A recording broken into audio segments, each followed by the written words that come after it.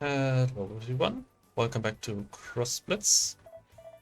Today I'll start with the next region of the roguelike mode. So last time I completed Kazoo on the Starscape stage, and yeah, now I'm jumping into my favorite map, Frostfall. So just as the first two regions, I'll be explaining the masks, the bosses, and the events you can get on this map, how they interact with the mercenaries, how they interact with each other, and then I'll try to find strategies to get the 3 mask S rank win on this map. So I think this will be a lot shorter than the other ones. The masks on this map really don't constrict you as much as the other two maps. It's one of the reasons I like this map so much. They definitely do make the game harder, but yeah, in a pretty generic way, I would say. Like nothing that just completely counters certain thing like this map. Basically makes it impossible to play certain color combinations. The other factions cost one more, or the silence mask is extremely annoying. But yeah, this one, just let's go over them real quick. Minus 10 health, you are more frail, you die faster. Okay, yeah, noted. If you're going for S rank, this shouldn't really matter, because for S rank you're not supposed to lose more than 10 health. Anyway, if you take a fully upgraded mercenary, then you start with 30 usually. This way you start with 20. If you lose 10, you're at 10. So yeah, you don't die. Of course, if you're going for some kind of lifesteal strat, this does start mattering, of course.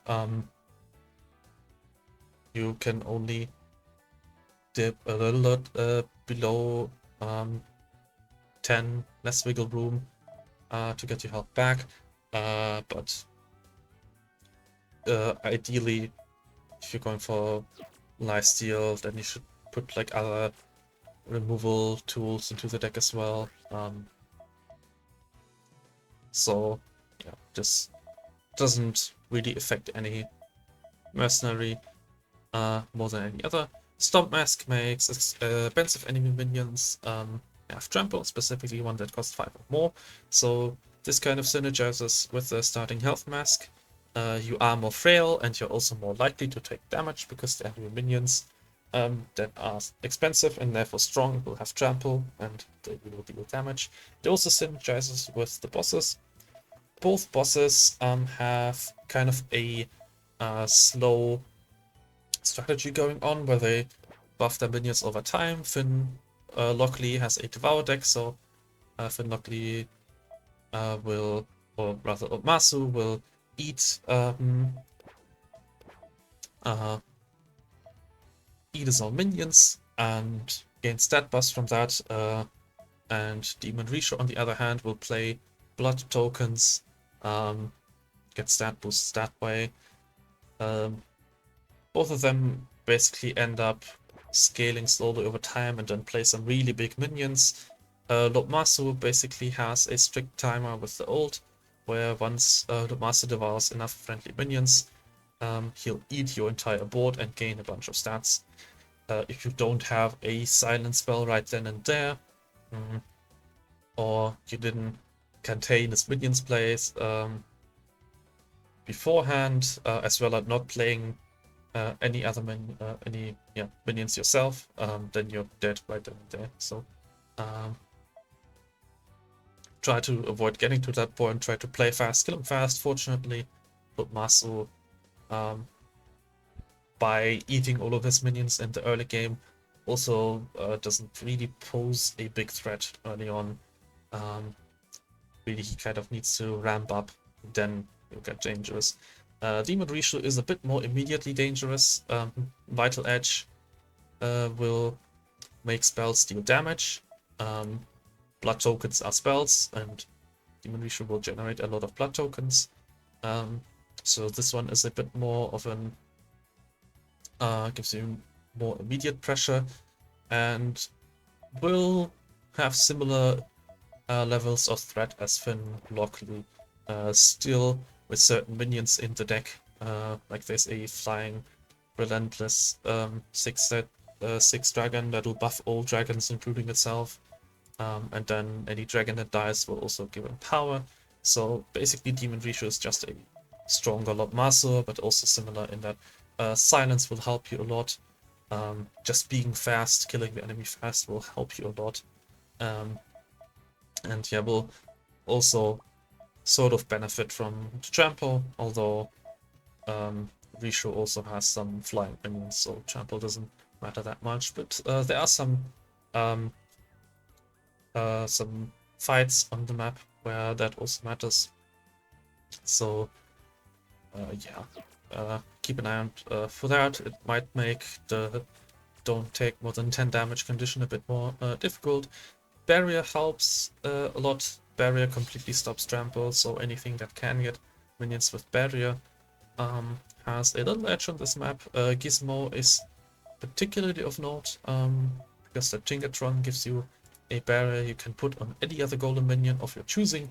There's also a relic which can re-trigger a plate effect every single turn, so you can target the Tinkertron, get a bunch of barriers. And there are some other events on this map where you benefit from this barrier play as well. But yeah, really most minions are viable somehow on this map. I'll go further into detail once I get to the event notes. And then finally, there's the Relic Mask. You can only equip 2 relics. Also, really doesn't hurt that much. Most of the time, I'm not filling all of my relic slots. So if I'm getting 3 relics, then I'm only losing 1. And yeah, most of the time as well, one of my relics doesn't really do much. So losing my weakest relic for most runs, that's not very painful. There are some minions that gain a lot of their strengths from collecting as many relics as they can get their hands on. Bang is one of the examples where you get your Elder Relic, then you want the relic where you shuffle bombs into your own deck for playing pirates if you're going for like the self-bombing strategy. And if you have that, you want the relic that deals damage to the enemy whenever you draw your own bombs. And you always kind of like to have the relic that gives you armor when the enemy draws their bombs, but you have to pick one. But yeah, basically you have to think like, what's the most run-defining common relic I'll get? For Bang, that'll probably be like the bilge bombs if you're going for the self-bombing side of things. Or the soot plating if you're going for like the armor gain side of it, his builds. And Drake has also a couple of relics he likes, like there's the gain power when dragon minions gain armor when based on the power of dragon minions that die. Musket has a relic that makes cannons cheaper and one that makes cannons stronger, so you can't get both in a run. Although that's something you can kind of circumvent with trinkets. If you only get the cannons a stronger relic, you put a make your cannons cheaper trinket on your cannons, or if you make your cannons cheaper, then you give them the strength with the trinket. So I think perhaps Abraxas suffers the most.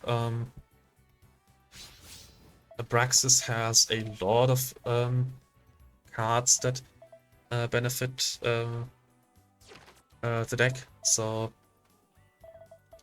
Abraxas has the discard deck, and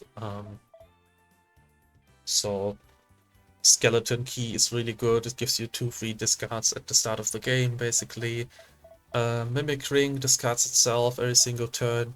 There are 2 relics that give you flux. There's the boomstick and the royal glaive. You'd really like to have those so you don't discard your import cards. Ceremonial Garb, which gives you stat buffs whenever you discard. So yeah, I would say Abraxas is the most relic dependent out of all minions, but Abraxas is also just one of the strongest decks, I'd say, in total. So even if Abraxas gets nerfed by that mask, still a very strong pick. So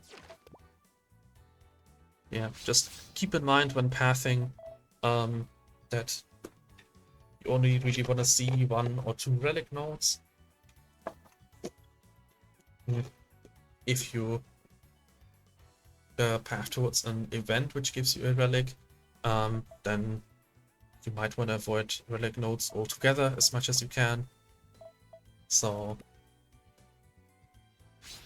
yeah, I think that's already it about the bosses and the masks. Again, just generic difficulty modifiers, which are definitely felt, but doesn't restrict your playstyle as much as Starscape Plains or Saffron Seas. So let's jump into the map.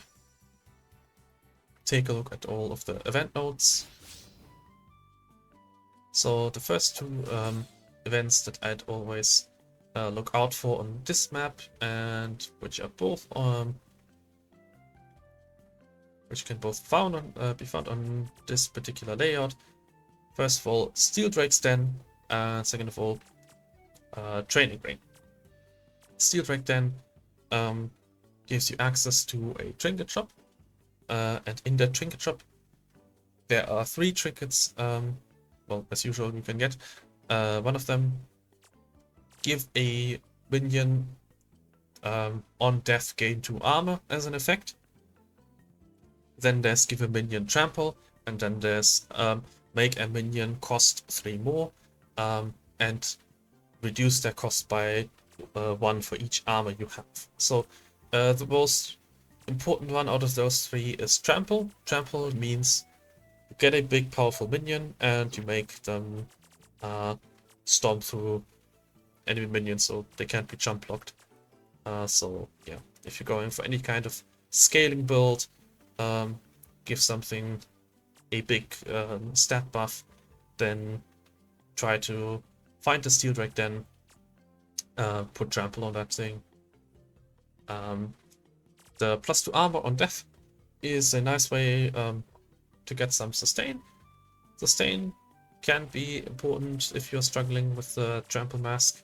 Kind of helps you negate the health debuff, if that is any concern.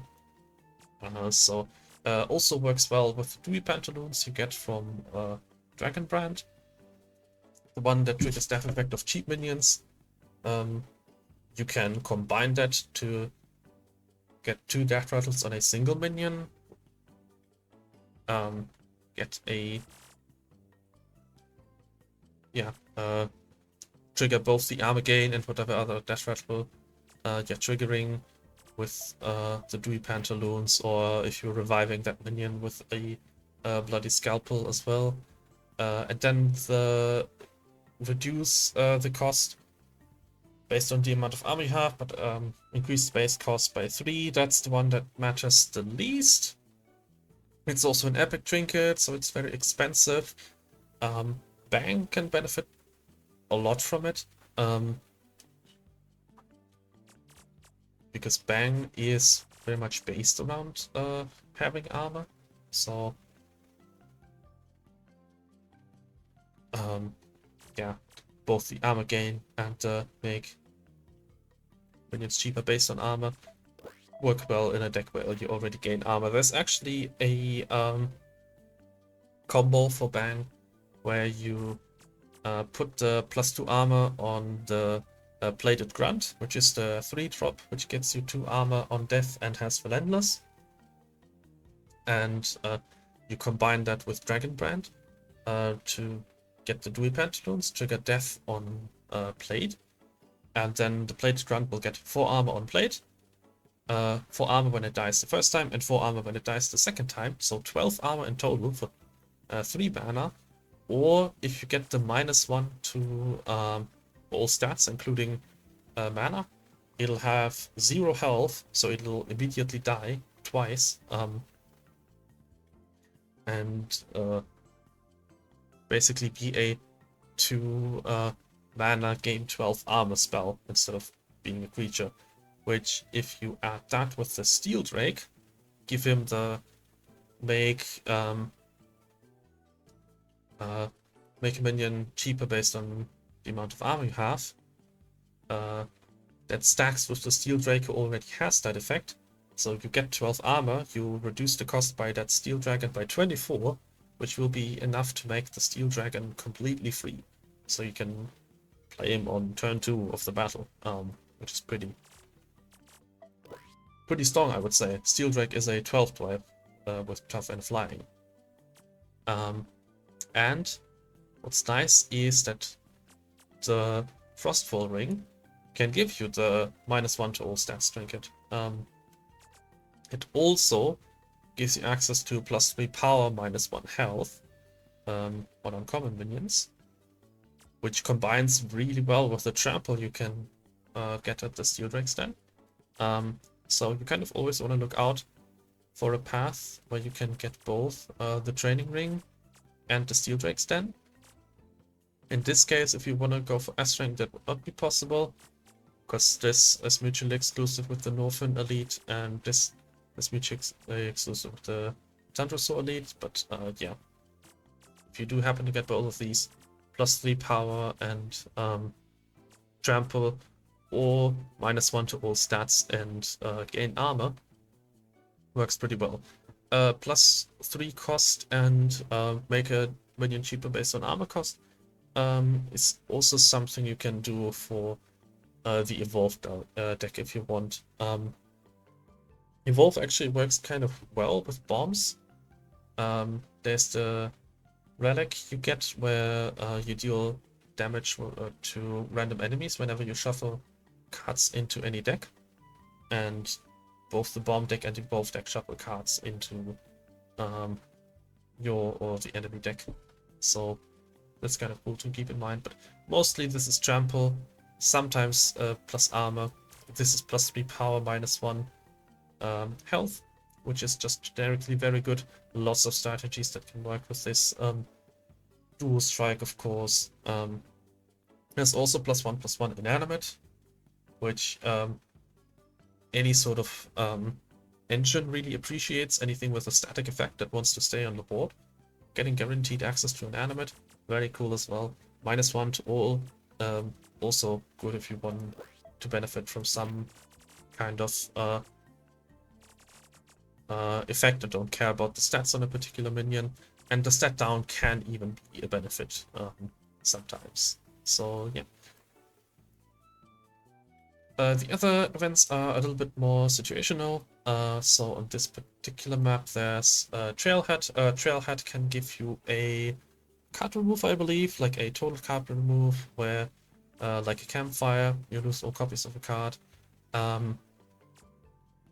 It can also give you access to a map, or mask, which I think is called like the Trailhead map, which increases the rarity of trinkets. So if you don't care about finding certain common trinkets, like you've already found them at your trinket shops, or you just don't need them in that run, then you can look for the higher rarity trinkets. That one only matters if it's like early, or at least like somewhere in the middle of the map. So this is kind of bad placement for the Frostfall Trailhead, but if you find it earlier, it can be alright. Shiverpool has a couple of interesting choices. First one, if you have an adventurous minion, you can get a new Blitz Burst on this map. The Blitz Burst that matters most is, or at least in my opinion, is when you play 6 minions, gain +3/+3. And if you look at which minions have access to adventurous, that's actually extremely beneficial to all of them. So Let's go to the mercenary selection.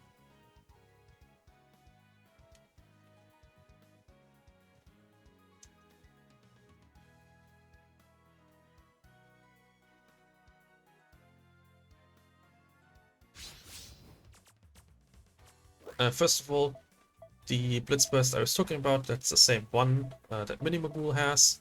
So it looks like this. Glimmer Guards play 6 minions, merge Glimmer Gearbots into your minions. And merge just means gain the stats and abilities of that minion.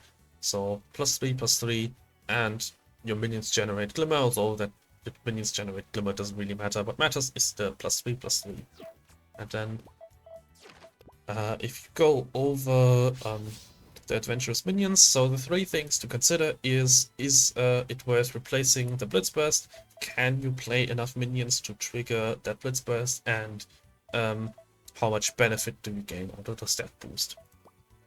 Admiral Brass has adventurous as one of his traits. Does have very strong Blitzburst. Both make your pirates cheaper and generate pirates, as well as just have a board clear, are good. However, gaining +3/+3 is very valuable for the Cutlass Swine. So this will turn the Cutlass Swine into a 5/4 with dual strike and rush, so 10 damage to the face. Admiral Brass also definitely doesn't struggle to play enough minions. Like his Blitzburst conditions are already summon X pirate minions, and now you just have to summon any minion instead. You can play Rig Beaks to make your minions cheaper. You can play Sea Shanties and Barrel Mutts to draw more minions, particularly cheap minions. So Admiral Brass definitely likes that Blitzburst a lot. Then there is, well, I guess there's Bang. For Bang, it doesn't particularly matter.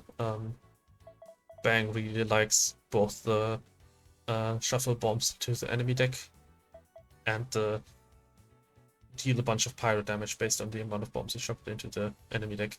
So Bang, I would say, is an exception here. Break is so Break benefits from that Blitzburst because he has a dual strike minion with a Brewmaster Break, so the +3 power will convert into 6 extra damage, and he has Blood Summon, which can summon copies from damaged minions. So you can play some minions, they'll get damaged a little bit, you play the +3/+3, and then you create a bunch of copies. Yeah, and have a very, very scary board all of a sudden.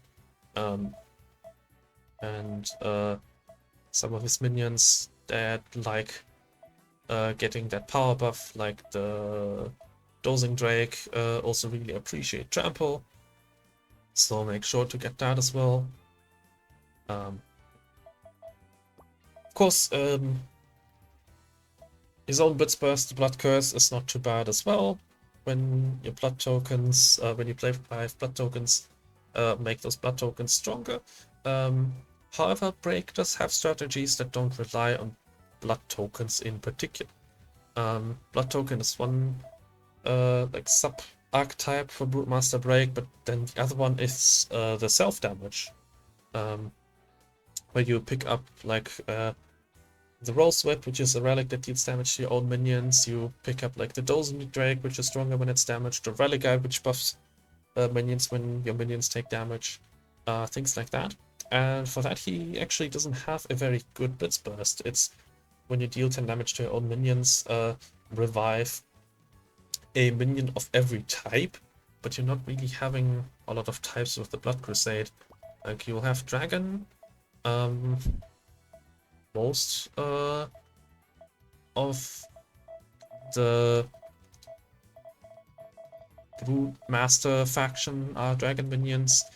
You might pick up some pirates from the red deck. There are several pirates in the red deck.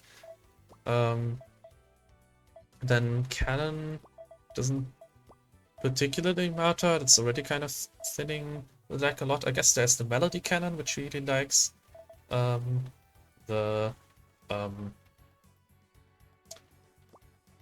the blood tokens you play. Melody Cannon deals damage whenever you play spells. Blood tokens are spells. Or like if you pick up Musket, you can see some Bokoblin cannons. But yeah, Sprout Elf is kind of hard to find. Golem is kind of hard to find. It's pretty convoluted to actually make that work. Like not only do you need every minion type, you also need to play them, so you also need to draw them, and yeah, it's replacing that with a much more simple buff all of your minions when you play 6 minions. Very good. Then there is I think next one is Nomi, right? Yeah, there are no yellow adventurers or purple adventurers. So yeah, Nilby also has adventurers. Nilby likes that a lot. Nilby has no trouble playing 6 minions. She has cards that generate kendos. So for example, Kaza Split generates 3 kendos, which will result in half the Blitz Burst being built up. And she also really appreciates the Blitz Burst. Nilby will become a 5/5. Attacks every time a minion dies, so more than double the power basically very quickly will result in the enemy dying. And she also doesn't mind her Blitz Burst being replaced. So there's Inferno Barrage. When you play enough pyro spells, place deal 3 pyro damage to all enemy minions. Kind of mediocre. As a Blitz Burst, I guess it's nice to have a board clear that you don't need to draw. But yeah, not really the kind of game-ending Blitz Burst you see on other mercenaries. Of course, if you pick that as your Blitz Burst, then you're probably leaning into the other side of Nilmi, which is like the pyro damage spell deck. But yeah, instead you also have Crimson Surge when you kill your own minions during your turn, mostly by playing Hothead minions, which immediately attack and therefore can immediately die. Then your minions gain extra power as long as you attack on your own turn. This one can get pretty out of hand, however it's kind of inconsistent. So it relies on your enemy actually having minions you can attack with your Hothead minions, and it also relies on having the Hothead minions in your hand when you play this. So to make full use of this, you kind of have to have something like a Nilmi, buffed up Nilmi on the board, and then you activate the Blitz Burst and you start playing kendos, and like first kendo dies, your Nilmi has now 3 power attacks. Kendo dies a second time, 4 power attacks. You play 2 more kendos and you attack with 5 power, with 6 power, 7 power, 8 power, and now the enemy is dead. Very deadly. But it's also very well possible that you play this, or you activate this on your turn. It can only be like filled up on your turn, because you need to play hot minions. And in the process of filling this up, you already killed all enemy minions, and now you can't utilize this anymore. And now you wait a turn, because you don't want to play your Nilby without getting the Crimson Surge activated, but the enemy ran out of cards, because you killed all of the cards with the kendos, and now place like 1 minion. So you activate your Crimson Surge and maybe get like 2 triggers with the Crimson Surge. You play 1 kendo and then your Nilmi attacks twice with 3 and 4 power respectively, and then on the next turn the enemy plays a removal spell, and now you gained what, like 3 extra damage. So yeah, compare that to just straight up giving you a +3/+3 power boost. Basically worth 3 kills. You need to trigger from the Crimson Surge. And you get some extra health as well, so Nilby is more likely to survive and utilize that extra power on the next turn as well. I'd say Nilby definitely a top candidate for that Blitzburst replacement. Then Sono Sid, I would say, kind of like Bang, really likes his own Blitzburst, either eat all enemy minions and gain their stats, which would probably be more than +3/+3, or summon just a bunch of minions you ate. Yeah. Also doesn't have a way to play more minions than average. Like, Admiral Brass has cost reduction and draw, Nilby has card generation, gets a lot of kendos. Break doesn't really have extra plays, but he likes the Blitzburst because of the disproportional benefit he gets from it. But yeah, Sono Sid. I guess he has extra draw with the Norfin. If he gets the Blood Sausage, which will put extra minions in your hand whenever you eat them. But he just likes his own Blitzburst too much. He also doesn't have things like Dual Strike, where you really want to get that +3/+3. So I would say, like Bang, he is one of the exceptions where you have adventurers but don't benefit from that extra Blitzburst that much. And then finally there's Willy. Willy really likes the Blitzburst. So Willy's Blitzbursts are pretty weak, I would say. This one, when you play 4 expensive Shrubbersaurs, summon a Shrubbersaur and force it to attack. Thing is, if you play 4 Shrubbersaurs that cost 5 or more, you should win the game. Like, you have played 4 Buckaroos that have like 6/6 trample, or like 3 Buckaroos and a Shrubrex that has 10/10 trample. How is the enemy still alive to see the Blitzburst? So yeah, Shrub Stampede comes into play way too late. And then Willy Wild Rodeo is kind of meant for the other side of the Shrubbersaur deck. One of them is like expensive trample minions, the other one is cheap overgrow minions. And for the cheap overgrow minions, this one isn't really that good. Reduce the cost of Shrubbersaurs 8 times. 8 times is kind of a high ask. But Shrub can give you 2 cost reductions, so you would need to play 4 Bud Shrubs to activate that Blitzburst. You're not playing 4 copies of 1 minion the deck here. Like, you have 2 Bud Shrubs in your deck in total. To play them all would cost you 8 mana, which, if you're, let's say you have the coin, so you can play 1 on turn 1 and 1 on turn 2, 1 on turn 3 and 1 on turn 4, and then you have to wait to turn 5 to actually get all of the death triggers. Alternatively, there's a lasso where you can play a 3 mana card that reduces the cost of 1 Shrubbersaur every turn. Maybe you find the relic that reduces the cost of a Shrubbersaur during the beginning of the game. So at best you'll be getting this at like turn 3 or 4, but only in like the ideal circumstances. And once you do, you give your Shrubbersaur minions +1/+1, and on death give another Shrubbersaur +1/+1. So this is kind of made for something like the Razor Sprout, which will be your payoff. Your Razor Sprouts buff each other when they die, and so this just means that when they die, they'll give even more buffs, and they'll start out with some extra stats as well. But what if instead of basically giving you +2/+2, but one of the buffs is delayed, we get +3/+3?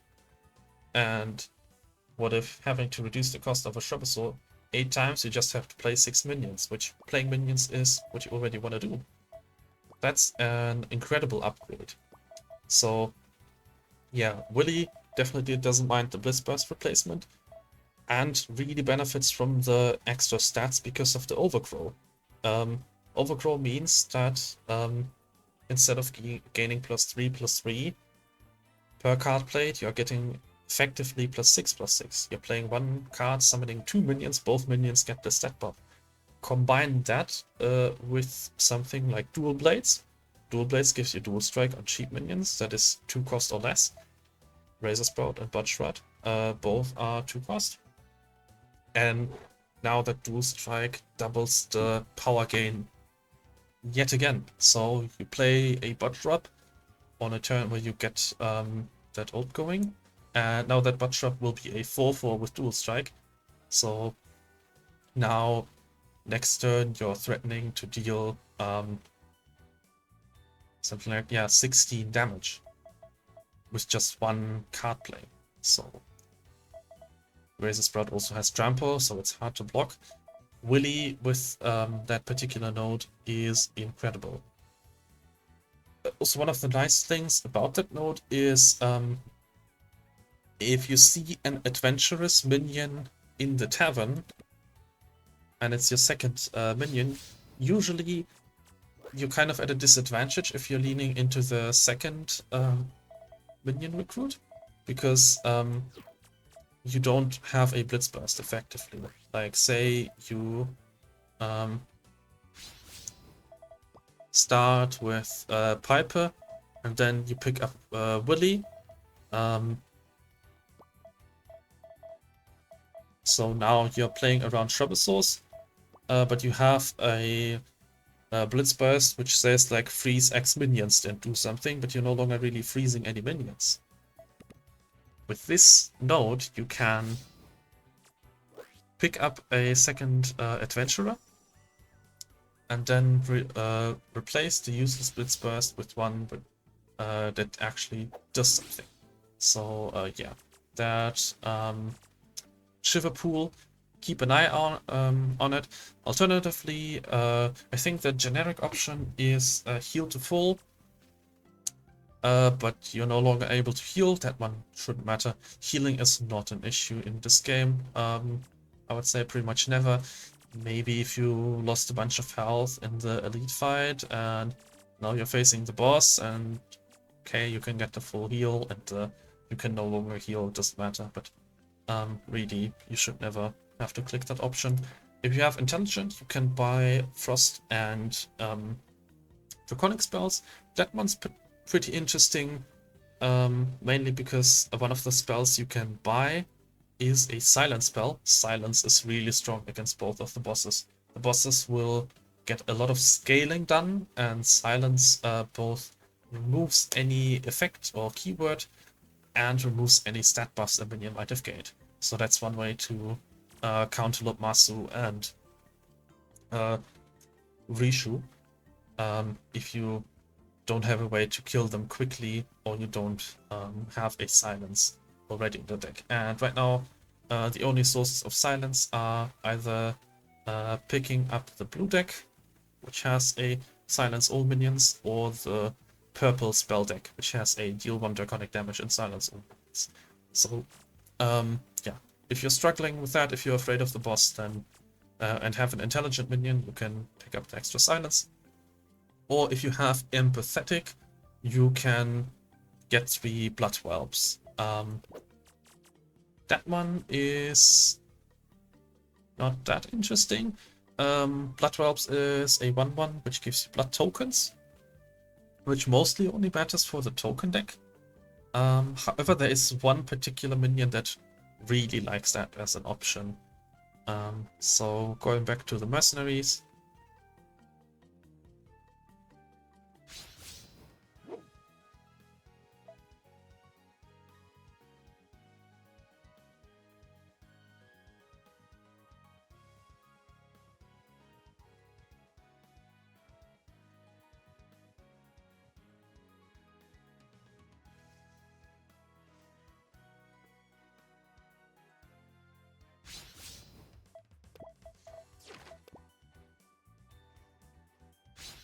So for empathetic, you get Admiral Brass. Well, let's look at the blood whelps first. So blood whelps 1/1 that give you a +0 power +1 health. So really, most decks don't really want to add a 1/1 without extra synergies. Admiral Brass, it just clogs your deck, plus health. Might matter on the Barrow Mutt or Admiral Brass, but mostly you just want to play your pirates. Then Lobmasu Break has blood tokens, although it doesn't have empathetic. I guess if you really have a lot of draw and you have an empathetic secondary minion, then you can get some extra blood whelps. But yeah, there's Res. Res could be okay if you have some riff effects, like if you are playing the Himhal Spirit. Blood tokens are a way to play a very cheap spell. There is Abraxas, where yeah, you get some dragon synergies, but also Abraxas kind of just likes to focus on their own deck as much as possible. And it doesn't matter for golems at all. It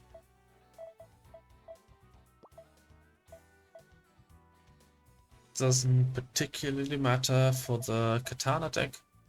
I mean, plus health is okay for something like the Blade Keeper. But mostly you just don't have the mana to play this. You mostly wanna play like your katana over and over again.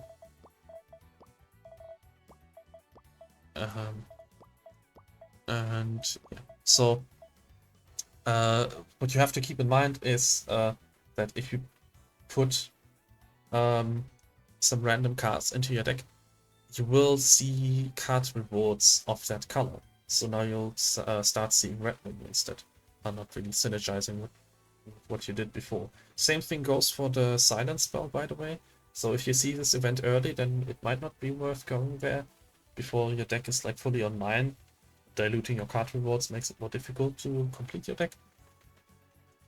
And yeah, blood whelps don't have the utility that the silence spell has. However, there's one minion that really likes the blood whelps. That's Lustre Starscale. Lustre Starscale has empathetic, so she can pick up the blood whelps, and the reason why she likes those is Lustre Starscale has Infinirith, summon a dancing dragon.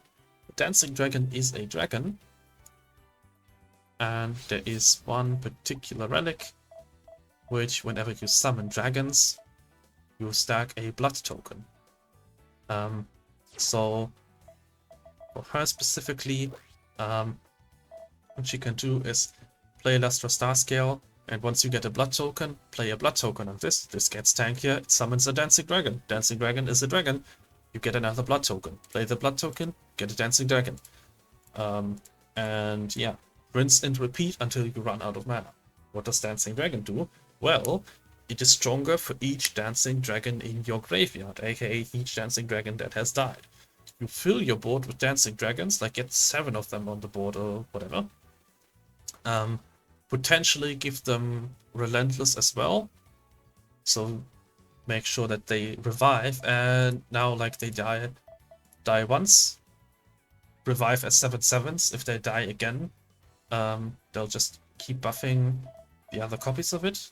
You can keep resummoning them by playing even more blood tokens. You have a Lustre Starscale that just doesn't die because of all the health she gets from the blood tokens. So yeah, that's something to look out for. I think one of the 2 bosses I intend to beat with Lustre Starscale that way. Of course, you're not guaranteed to see that event, but yeah, I'll definitely look out for it. So that's the Shiver Pool done. I think there are 1 or 2 events I have not gone over yet. Also, special fight. Yeah, there is the Octoramen check. That one is not particularly strong. I don't even remember all the options, just that they're not great. One of the things you can get here is a relic where whenever you break a barrier, you gain +1/+1 on something. So if you have some deck where you can regenerate a barrier, like say a Golem deck with a Soul Spark, where you can generate a barrier every single turn, that's pretty good because you can keep protecting that minion with the barrier, and at the same time it will scale up. There's some other food relics you can get here as well. But other than that, I mostly ignore that event. Special battle, also something I mostly ignore. You can get some food relics here. I think one of the relics is, you can get is one that gives you 1 copy of every legendary chef, which do some random stuff that most decks don't particularly care about. This is a puzzle fight, that should be noted. So you don't play with your own deck, instead you get an assortment of cards and have to figure out in which of them and in what order you have to play them to clear the battlefield or kill the enemy.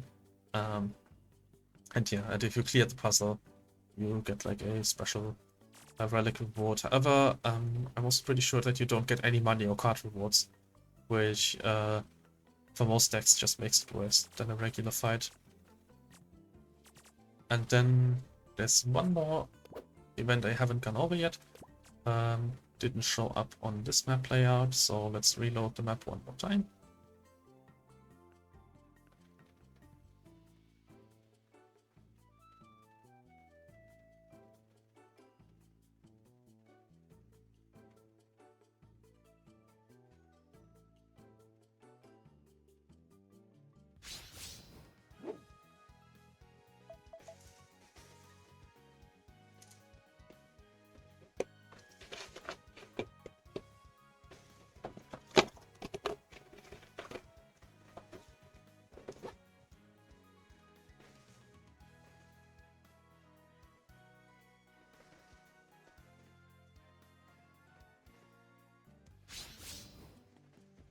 Right, it showed up on this map.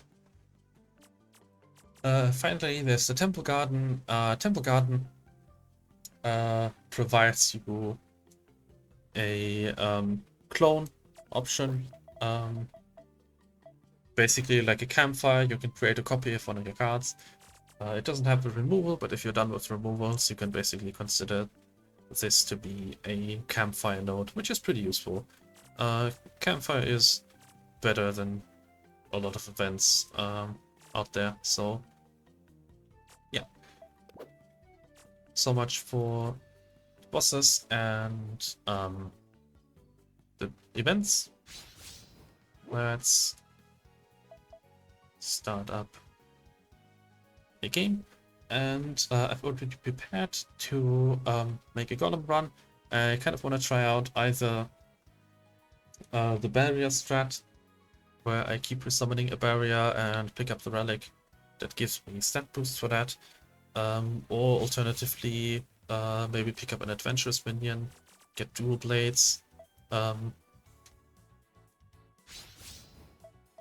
and yeah, have like some dual striking Tinkertrons, or maybe a rocket relic.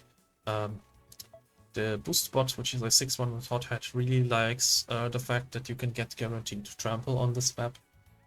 6 power, 3 mana with trample, pretty powerful. I'll also pick up the Tinkertron for as an entry point into the dual strike thing or the barrier thing. And Tinker Toy Maker can make some golems. Also likes Soul Spark. Soul Spark, just generally a very good relic for Gizmo. Re-triggers blade effects every turn. Gizmo can merge minions into himself for stat bars and extra abilities. So if you play a Gizmo, you can keep buffing that with the Soul Spark. Junkbot gives you a blueprint. Ogmachon can merge other minions into himself. So get more minions from Tinker Toy Master. As for my starter deck, again, Booster Bot for Trample, potential Rocket Synergy, Tinkertron for potential Dual Strike or Barrier Synergy, then Tinkertron Master for some general versatility. Really like Tinkertron Master. He's only a 1/1 for 3, however, he kind of trades the stats on himself for a buffed Golem minion. Like, instead of having the +2/+2 on himself, which would make him like a 3/3/3, he gives it to the minion he redeems, which in a lot of cases will make better use of the stats than he does. And the thing with minions like Tinker Toy Master is you can really negate their downside by putting thorns on them. Like, even with just the common +2 thorns, but especially with the +3 thorns, he'll get to a point where he trades favorably into other golem minions. So, not golem minions, just other minions. 3 power, 1 on retaliation. Definitely more than enough. Yes, for other starting options, there is a blueprint build where you, and Junkbot is kind of like the main driver of that. Blueprints are spells that just buff the golems in various ways. Augmentron can absorb golems. If you have a couple of those, you can basically create a super mega golem by merging a bunch of different columns. One of the cool things about Augmentron is it's kind of like a repositioning tool. If a golem is in a lane where it would die, but you want that to stay alive, you can play the Augmentron in a spot where it would be safe. Make it survive for longer. If a golem wants to attack, but lane is blocked, you can play the Augmentron, absorb the golem, and attack in an empty lane instead. Nice thing about Augmentron is if the Augmentron absorbs a minion that's able to attack, then it won't have summoning sickness. So pretty cool. Torpedo, I think, is a little bit weak. Torpedo deals damage among enemy minions whenever you summon a golem. Problem is, it's 5 mana. It's kind of expensive. It's kind of difficult to have lots of golem minions at that point.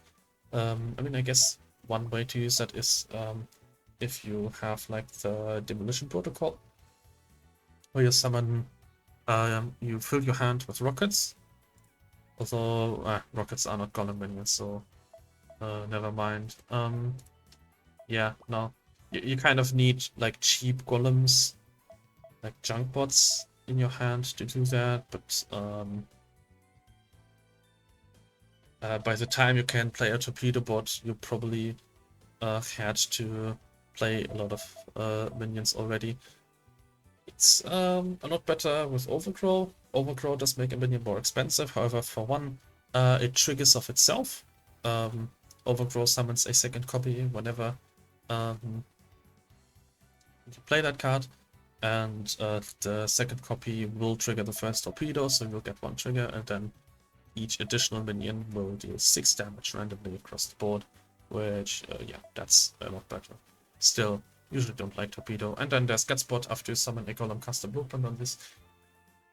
I think that one's pretty underwhelming.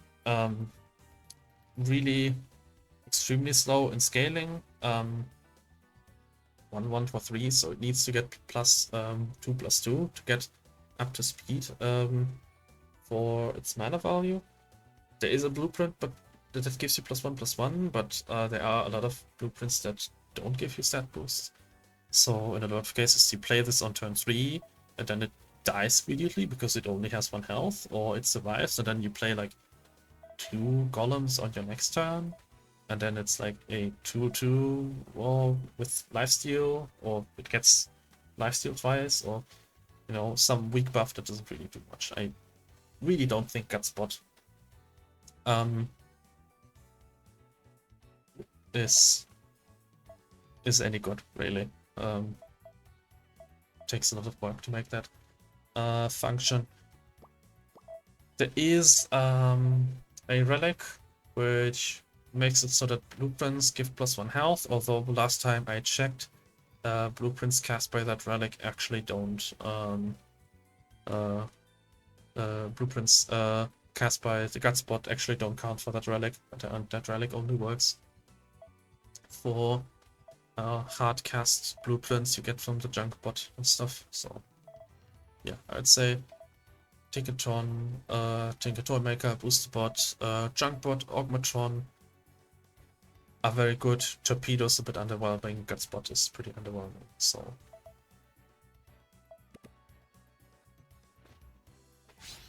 as for relic bans, I have banned a lot of neutral relics. You can see I banned the Sly Gloves, I banned the Necrohammer, I banned Crimson Flute, Lucky Coin, Bramble Cutlass. Lots of neutral relics that are actually pretty good, but I wanna see either the Soul Spark, which re-triggers blade effects, or the Dual Blades, which gives cheap minions Dual Strike. I did also ban the boosted modules since I'm not planning on using any blueprints. I did leave the other Golem Relic, though the Scrap Bin.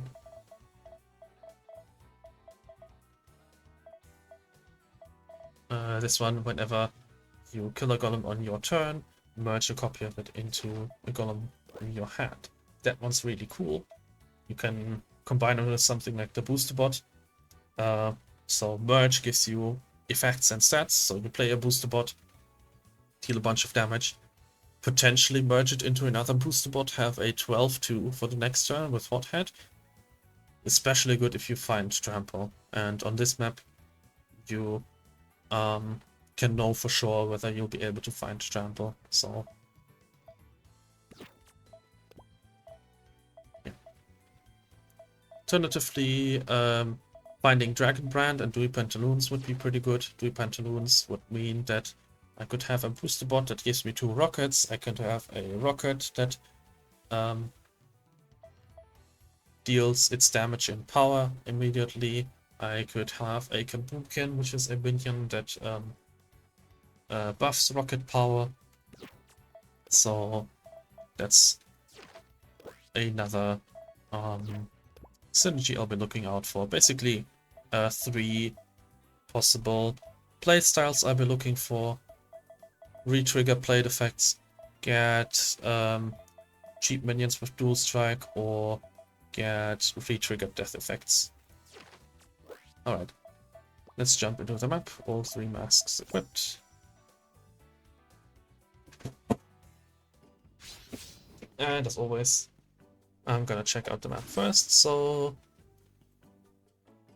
there's a trailhead where I can get a move or rare trinkets, which would be okay, but there's also Steel Drake's Den very early on. That's really awesome. So Trample is definitely on the menu. Trample Booster Bot in particular. It means I'm skipping the first half deadly battle, so I'll be fighting Captain Poe. Captain Poe can pose a threat if you go late game. So Captain Poe is a 7 mana with Hothead.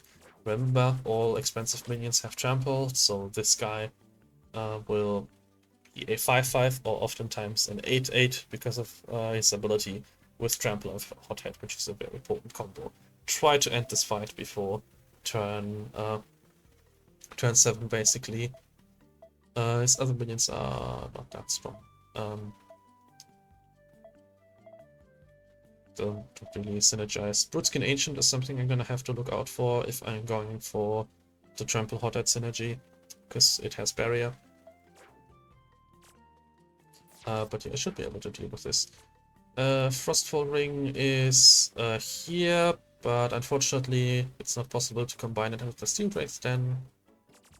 Ramen Shack is here, but it's towards the very end of the game, so I can't really build the barrier build. So yeah, I guess I'm going with Rockets then. I do enjoy a Trinket Shop here. 2 relic nodes, 2 forced relic nodes is a bit unfortunate. You only have 2 relic slots, although It's not too bad to look at 6 relics and just pick the best one. There are a lot of common relics that don't do that much. Temple Garden is potentially a copy, which could be fine. 2 trinket shops after the boss battle is pretty good.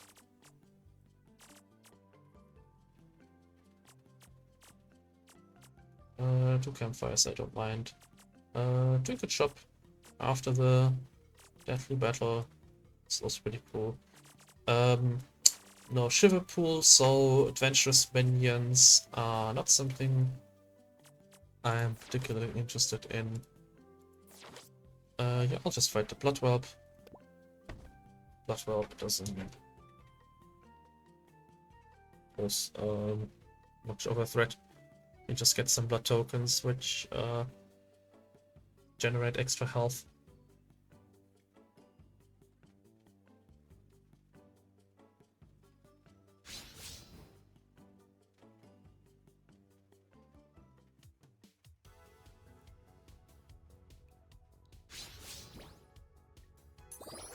Alright, so I think I like having one booster bot.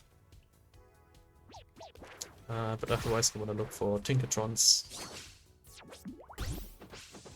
which will be how I kill the enemy. So with the Brute Knight, when you're blocking the Brute Knight, take care to avoid the Swordmaster. Swordmaster means it attacks in a cross shape, so if I place a Tinkertron over here, then it'll attack this and anything in an X shape, so this Tinkertron would die, as well as anything that would be placed 2 places over to the right. So if I block this, I should block it in the front. And I think that's exactly what I'll do.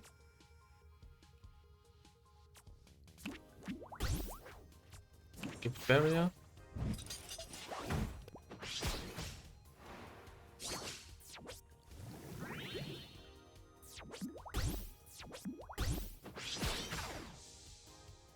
And I might be able to go for overkill.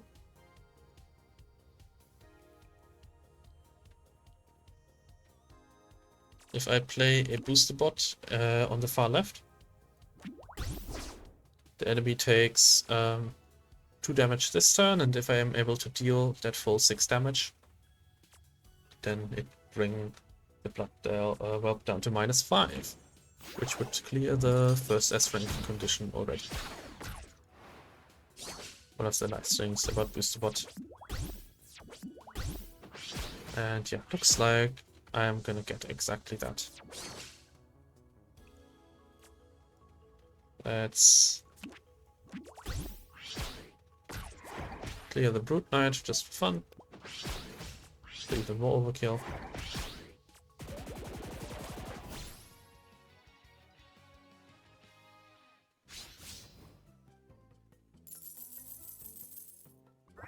Right, and for my first card reward. Ransack Rupert does not interest me. It's more of a brigade trap thing. Raining Knives, area damage and cycles itself. That's pretty good. Twin Turbo gives me rockets, spawns rockets. If I find a way to buff my rockets, that would be pretty cool. Because that's effectively 4 rockets. I think I'll pick up a Twin Turbo and a Raining Knives. Neutral pack I don't care about. There's 2 1/1s without any abilities and a Jelly Dancer, which 4/4 spawns the 2 to every turn. That's pretty good. So yeah, I'll pick the Twin Turbo and the Raining Knives. Heading for that Steel Drake then. Right, so it's Juniper. Oh yeah, Juniper also has adventures. I think I didn't go over Juniper when I talked about the +3/+3 minions ult, but she also likes that very much. She has some usable Blitz bursts. There is the Noxious Cascade, which converts poison in the enemy hand into removal spells. It's not bad by any means, but a bit underwhelming compared to some other Blitz bursts in the game.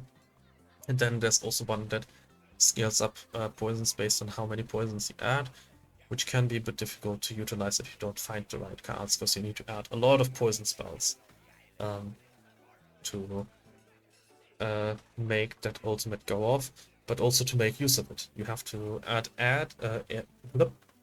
8 to fill it up, and then you need to add even more to benefit from the scaled up poisons.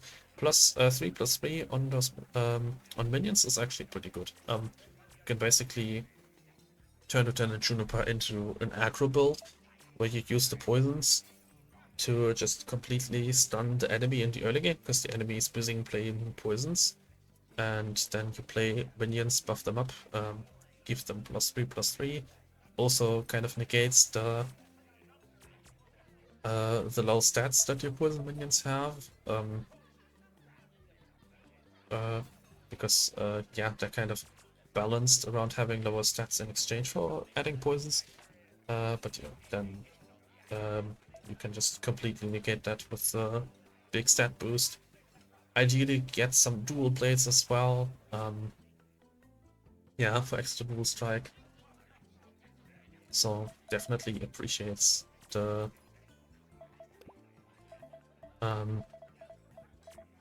the 6 minions +3/3 Blitz burst. However, it's not on this map. As for what she does for the stack, honestly, not much.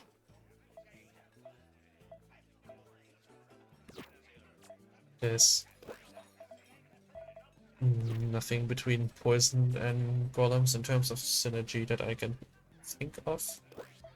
There are riff effects for certain big expensive golem minions, but Gizmo doesn't really have problems triggering those on his own.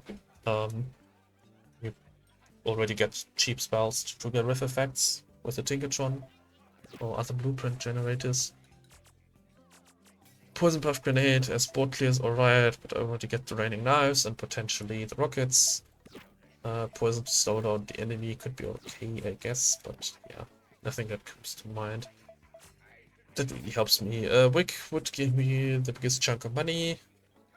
Would give me some Hothead. Knife Spell. Brigade Cadet that I would probably remove. Or I get Ziggy, which doesn't give me a lot of money. It would give me another Golem. It would give me a Glimmer, which I might convert into a Throw Spell. Yeah, but also not particularly inspiring. So right now it seems that Booster Bot with Trample is gonna be my win condition.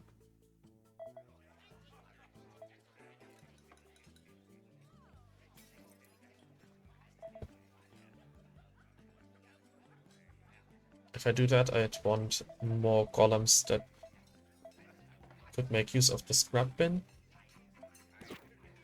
From what I saw, there's a good number of trinket shops I'll be able to see on the way, so I wouldn't mind spending a reroll here. I would be interested in finding a dragon brand. So let's get one reroll off. Cannons. Cannons are nothing to me, and don't have any pirates. I don't have a reason to want a big blocker unit. Like, I don't need to block anything if I'm killing everything with boost spots. Professor Gearhard could be alright. I don't mind the traps. I get another golem. Yeah. Evolve is pretty bad with golems. I mean, I guess it's okay with if I'm playing around booster bots specifically, because they have Hothead and immediately die, so they don't get accidentally evolved, but buffing Tinkertrons, getting buffed Toymaker, redeems, that just doesn't jam well. with the whole evolve your minions and then lose your buffs. Trap deck is alright. I get a bulk beam that can help against the final boss. Turn some expensive minions into 1/1 cluckies. Boko Embot is a golem, gives me some other traps. So yeah, I guess I'm alright. I don't want to spend 2 rerolls. I think that's a bit much. Tinkertot can draw traps, which I don't know if that's anything I'm interested in. That's probably my first removal target. Yes, it's the only one drop right now, but it's kind of a weak one drop. I'd rather have rockets. So as for my deck, 2 trap relics, 1 golem relic, so I could set traps to make the enemy explode. I don't have enough traps to make that work. I could set traps to summon 2 mana 1/1 flying minions.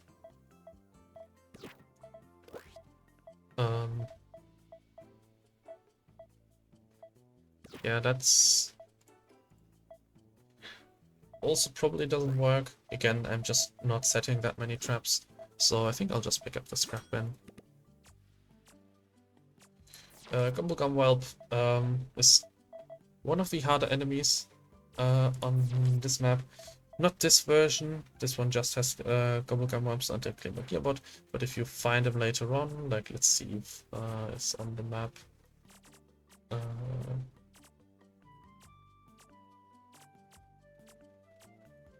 Here, he gets those Borg Blasters, which transform your strongest minions into cluckies. Then he can regain that with the Splurge, so he can basically, from turn 4 onwards, destroy your strongest minion every single turn. And then he has a bunch of Gumblegum Whelps that just keep scaling up the Glimmer of the Glimmer and the Glimmer Gearwards, and then eventually just kill you, because yeah, the Borg Blasters just destroy you. So unless you're going for like a spell deck or some super fast deck, like before turn 4 is basically when you have to be done with the enemy, this is the fight you should avoid. Bronbag is also a pretty hard one. He has the white belt, which whenever brawler minions die, other brawler minions get more powerful. Especially dangerous with things that have dual strike, like the Belarus. So yeah, he'll just get a bunch of stat buffs and have some removal as well in the form of Feist and Fury. I think the elite version also has some hot minions. Bronbag will cut your damage in half. And yeah, then you'll just be overrun by dual strike rush minions that get more power, so be careful that, with that one. Razor Sprout is kind of depends on your deck. So Razor Sprouts buff other Razor Sprouts when they die. If you have any way to get rid of all minions at once, so any kind of board clear spell, that's nothing. But if you kill them one at a time, then you'll eventually end up with one huge Razor Sprout that will just kill you. So if that's in your path, make sure to have some board clear spells as well. Captain Poe, I already mentioned. Thunderstool, not too dangerous, just a bit removal heavy, so be careful with that one if you're too minion dependent. Yeah, I think that's the most notable ones. For these ones, I'll just fight the Nofin.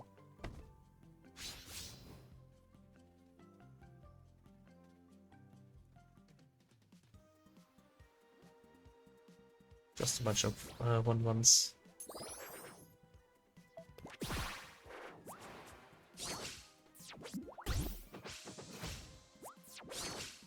And yeah, I guess I'll block that. Don't need to play the barrier right now.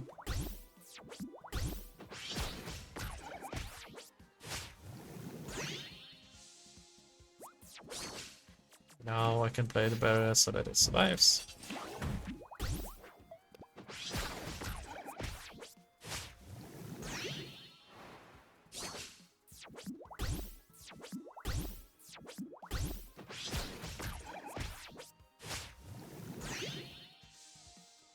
And so now starts playing some buffed minions. I'll just threaten a bolster bot. If anything blocks the bolster bot, I can kill that with another bolster bot. So this doesn't matter which one of these gets the barrier. I'll just place one barrier to make the golem survive.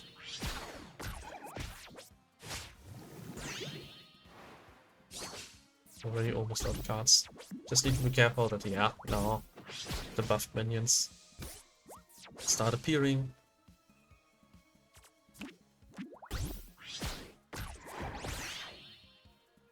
Ooh, that's nice. So yeah, scrap bin, convert this Tinkertron into a bolster bot, basically.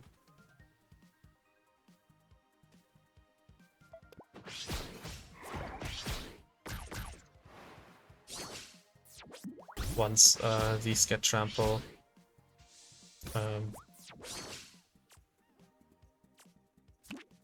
that's gonna be pretty awesome.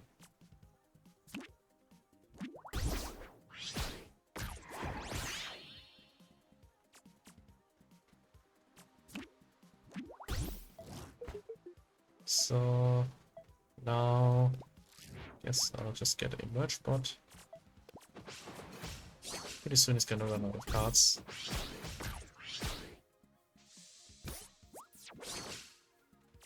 I'll just play a couple of rockets.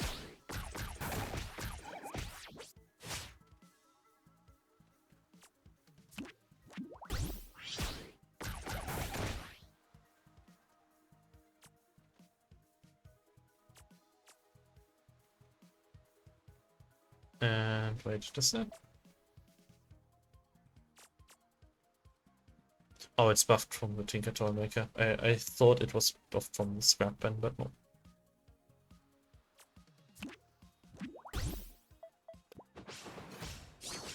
And yeah. So early Northern fights can kind of end like this, where the Northern eats through their own deck, then just die from fatigue.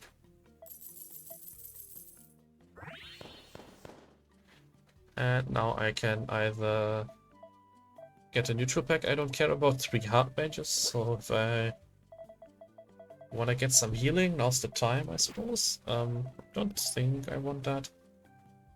So Tinker Master Auto is a way to scale.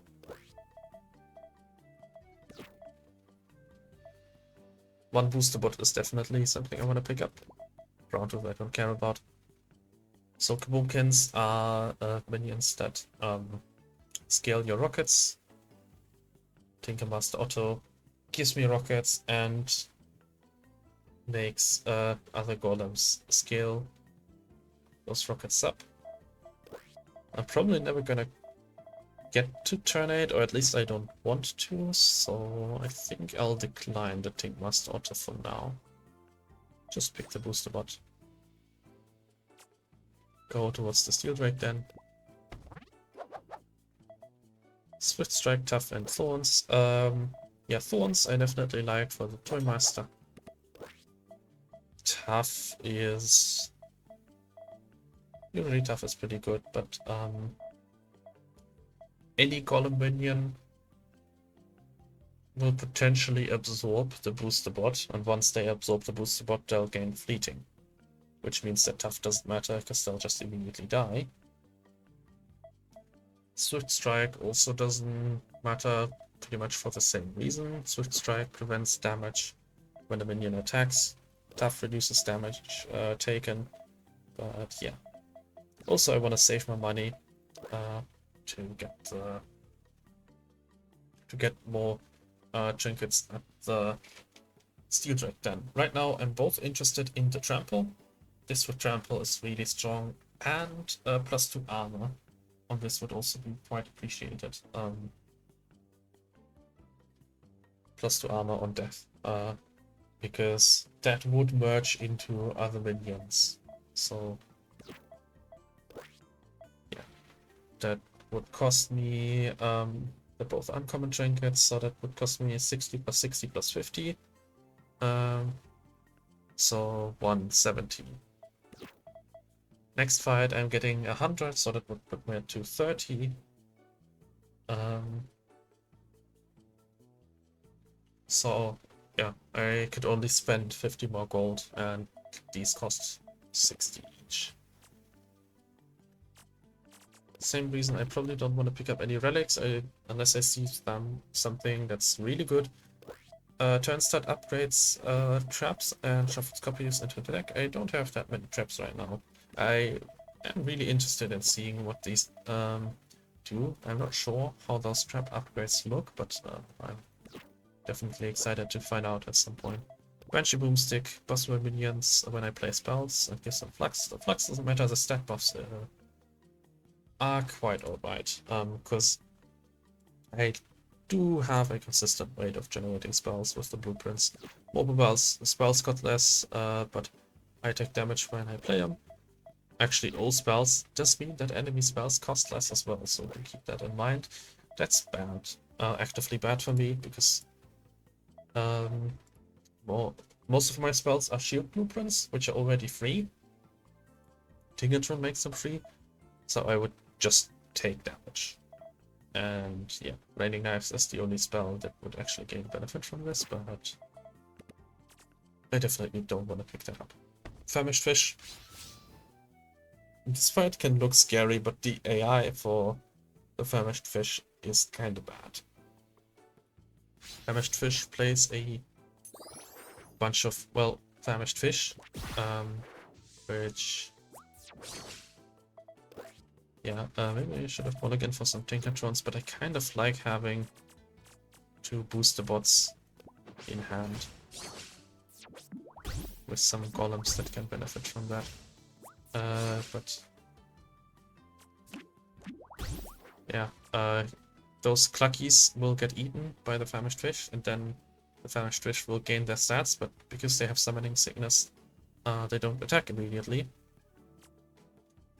And sometimes that enemy will just play another Famished Fish that will eat the boosted Famished Fish, and then just keep gaining stats, but keep regaining that Summoning Sickness and never actually end up attacking. So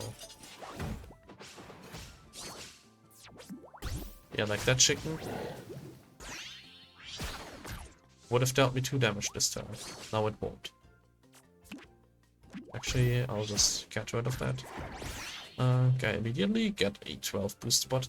Yeah, I'm really excited to get that trample.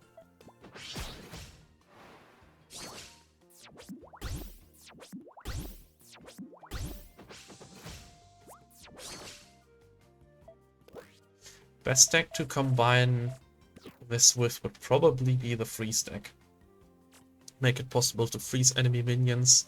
Maybe get, yeah. Well, Mage Hat would mean I couldn't pick up Scrapman, but yeah, freeze minions and then make this deal like 24 damage trample. I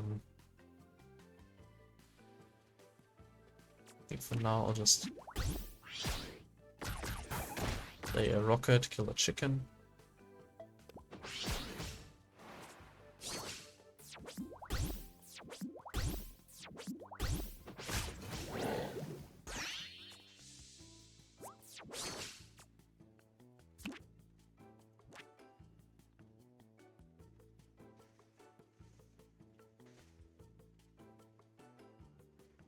Kind of wanna play that bolster bot in a way where it can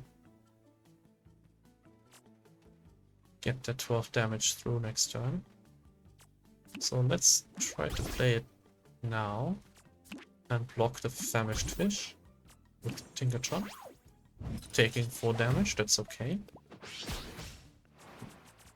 At most 4 damage, perhaps one of those chickens will get eaten.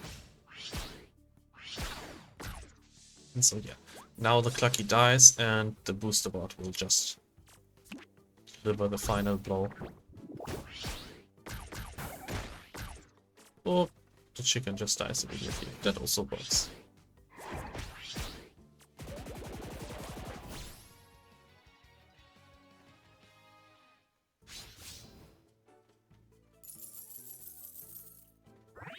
More cash, and now, ooh, finally I get the rocket back. So, Kaboomkin is a golem that makes rockets stronger. Rocket deals damage to all minions based on how much power it has. So the more Kaboomkins you play, the stronger these get. Basically act as board clear. I do like picking up one rocket. That means I can potentially give them +1 power. Make sure that anything I get from the booster bot will be buffed. Whenever you generate like token minions, make sure you have one copy in the deck to give it extra buffs. And we'll pick up another twin turbo. I think it's okay to have 2 twin turbos on the deck. So yeah, I'll pick that one. Pack. Go to the Dragon Den. So, oh, unfortunately I can only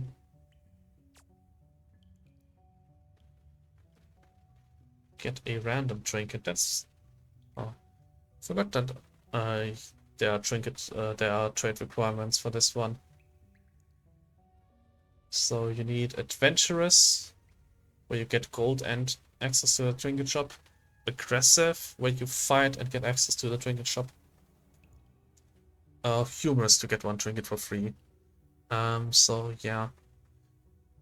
I guess the I always kind of forget that you need a specific trade for this one, because it's a pretty broad trade requirement that most parties will have, either adventurous, aggressive, or humorous.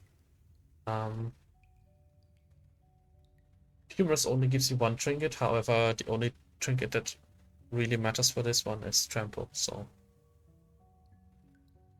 the other ones are very niche.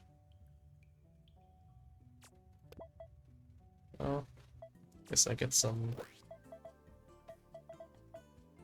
free armor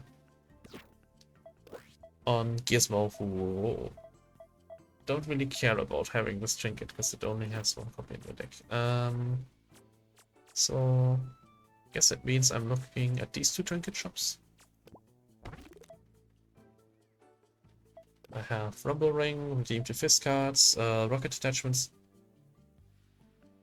When I play an expensive golden minions, I summon a rocket. So that would mean Twin Turbo or Gizmo. Twin Turbo summoning 3 rockets is kind of fun. However, for the upcoming battle, the enemy will spawn a bunch of Syndicate monkeys. And for that, I think I'll pick up the Swift Dagger. First minion the enemy plays will be dealt 1 damage. Syndicate monkeys are 1/1s with Hothead.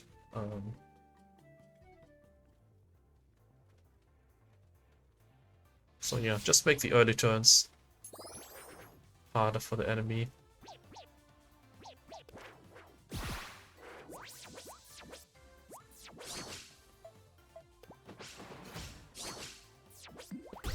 This dies. This doesn't die, but now I just play a Kaboomkin. I get a Tinkertron with a Kaboomkin buff.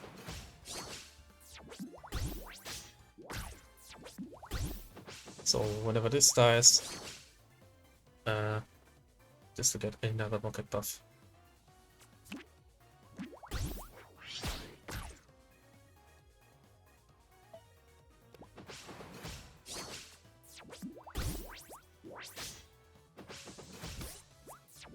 And these make Syndicate monkeys have more power. That is not that concerning since I'm killing a lot of these with the Swift Dagger, but it also makes spells create Sinister Monkeys, which is a lot of card advantage. So I do want to get rid of this whenever I have the chance. Nice, get some big turbo, twin turbo.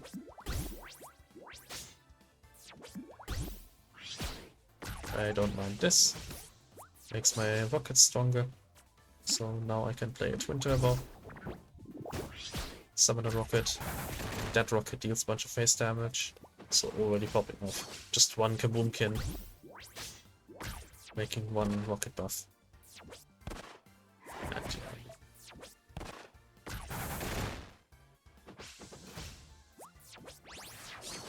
already a bunch of rockets.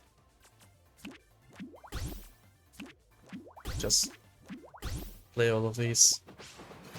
It's 9 damage on the board. Whether or not they die. So yeah, completely countered that enemy. My minions benefit from dying. Also picked up that swift dagger just to kill those Sinister Monkeys.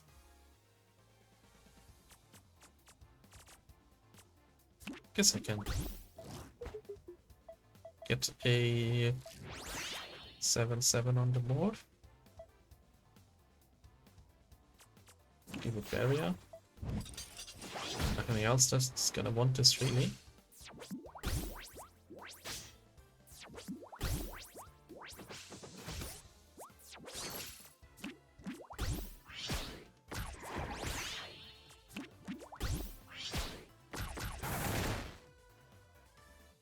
And yeah, all of them dies.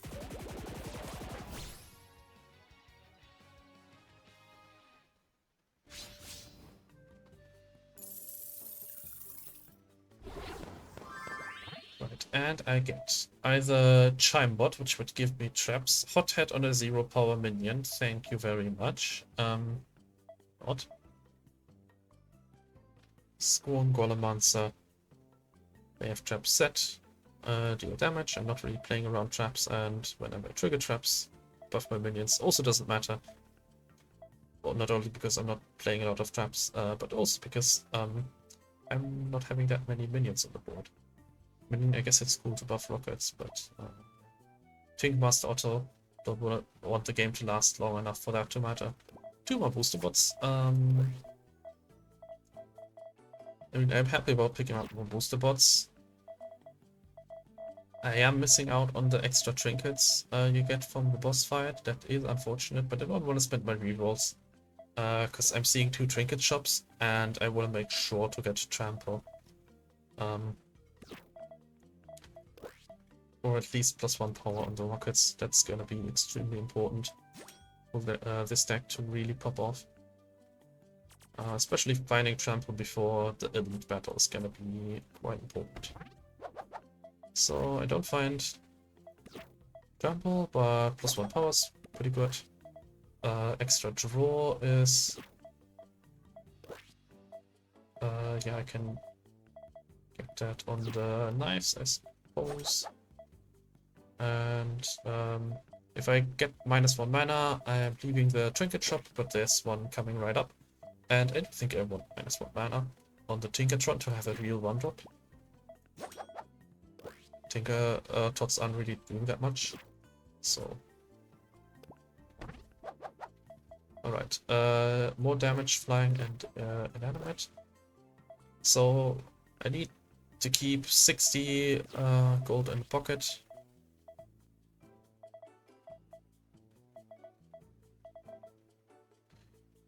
Inanimate on the rocket is kind of funny. It does mean that it loses the Hothead, but +1 power also means that it deals more damage once it dies. It would also make it viable to get Thorns for this. And just have 5 base power rockets. Since I don't have a lot of Kaboomkins, that's kinda... I think it is vaguely playable.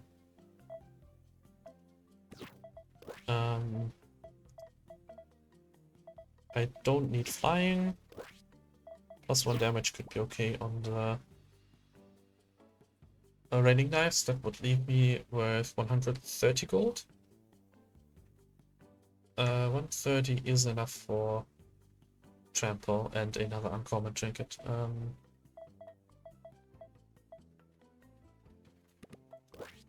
What else would I be interested in seeing?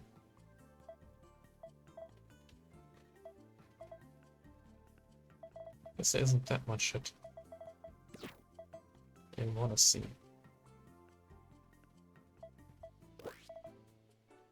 Maybe more power on the Kaboomkins?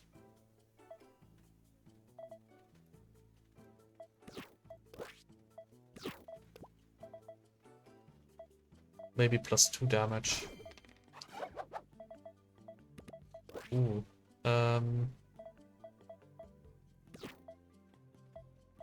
So I can guarantee a draw on turn 1. I mean, I'd like to have that on the Kaboomkin, but unfortunately it's common, so I can't do that. I will give it +1 power though.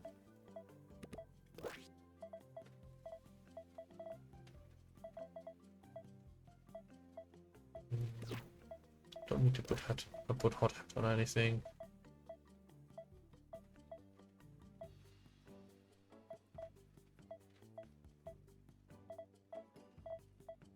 Nothing that I need to have in my starting hand. Let's just trample 1 time. No dice. I can do the rocket thing though. Do I have enough money still? That's 90.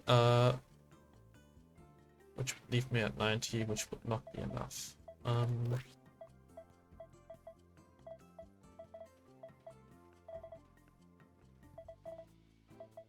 It still might be the most useful thing though.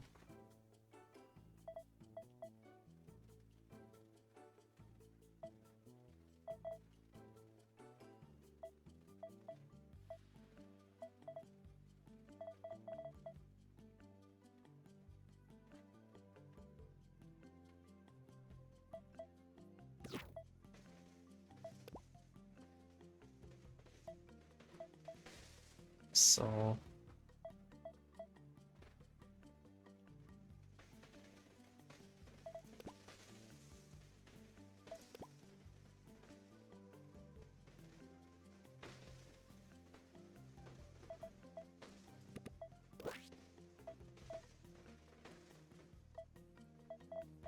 I guess nothing.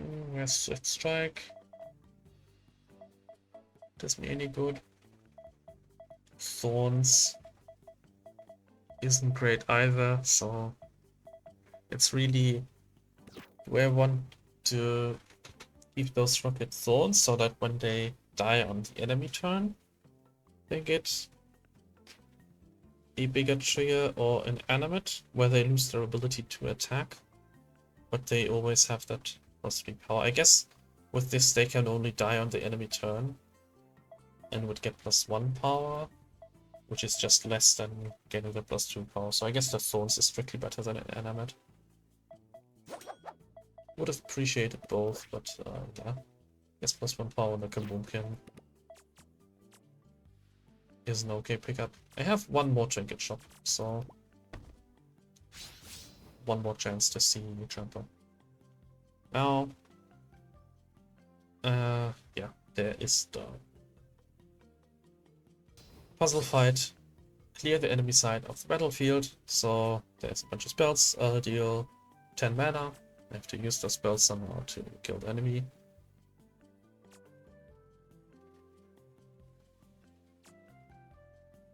So if I copy a minion on the board, I would play the Blood Salumist, which deals 1 damage to all minions. That would kill the chickens. Deal 1 damage to the Blood Salumist. So that's 5.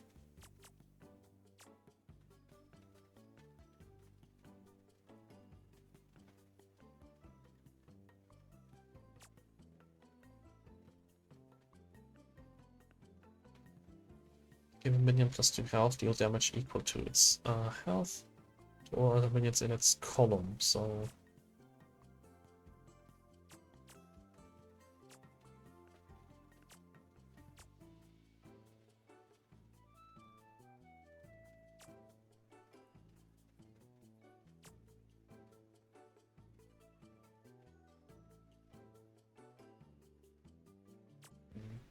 This costs 8, so I wouldn't be able to play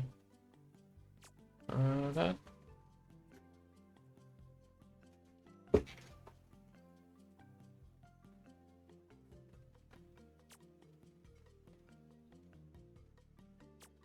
Although probably the solution is something about playing the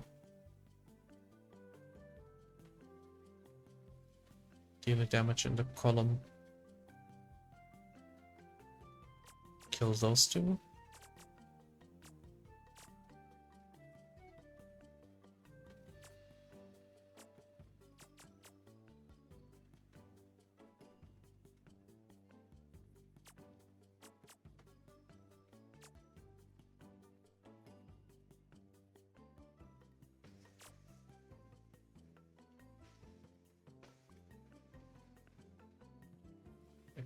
So with these two, I could kill the Blood Salumist. If I put this on the chicken.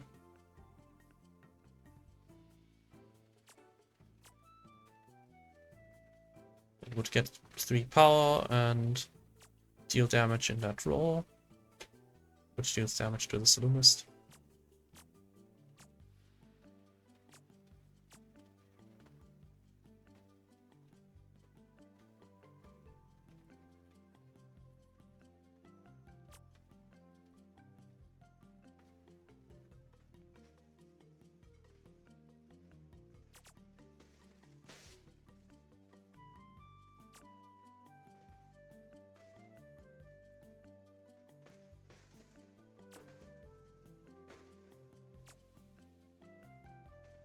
Then I'd have 5 mana left.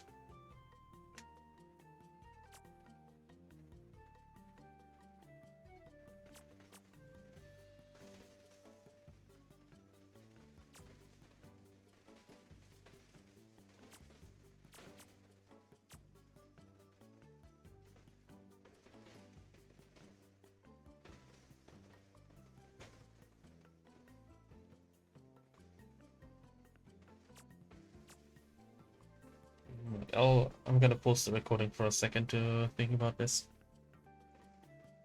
Alright, that actually didn't take that long. So the initial solution was actually the right path.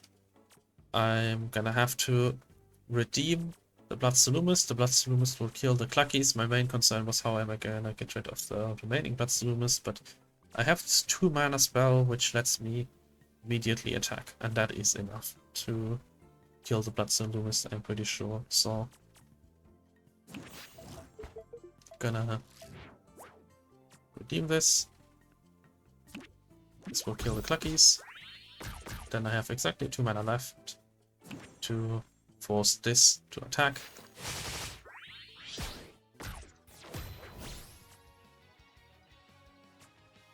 And yeah, now I get to see some relics, I believe.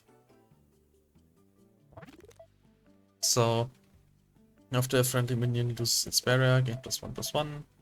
That's that only applies to the Tinkertron. I don't have a way to generate more barriers than those 4 in the deck, so that isn't of any interest. And all legendary chefs. Yeah, so I'm adding a bunch of cards that do a bunch of stuff, but they don't really synergize with anything I'm doing. And Blood Sausage when I devour a minion added to my hand. I don't have any devour in the deck, so yeah, I'll just skip this. Remove Tinkertot and clone Kaboomkin is what I'm gonna do at the campfires.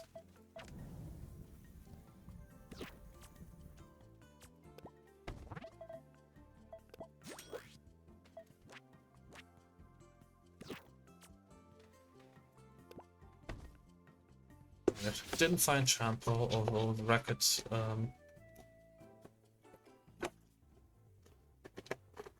rocket buffs should still give me a chance at victory. I am a little afraid of that enemy, but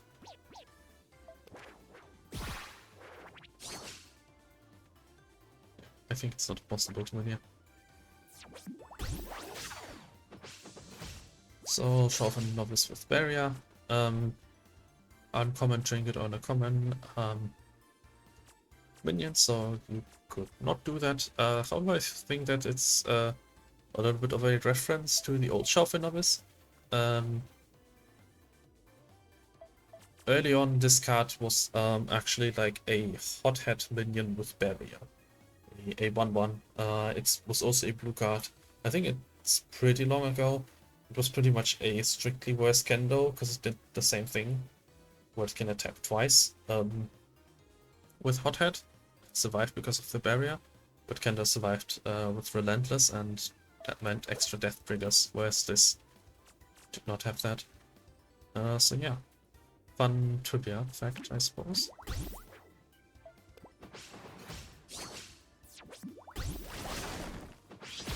It is nice to get rid of those barriers immediately. I'm gonna play the Tinker Toy Master, look for a Kaboomkin, not find the Kaboomkin. I'm gonna pick up a Bulldozer then. Bulldozer is a pretty nice way of potentially getting some board control. I'll trade with the Broodkin Ancient.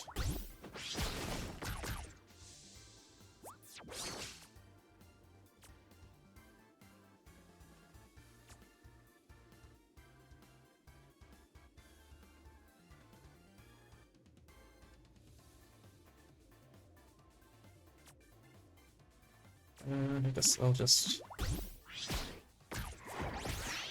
get myself a rocket.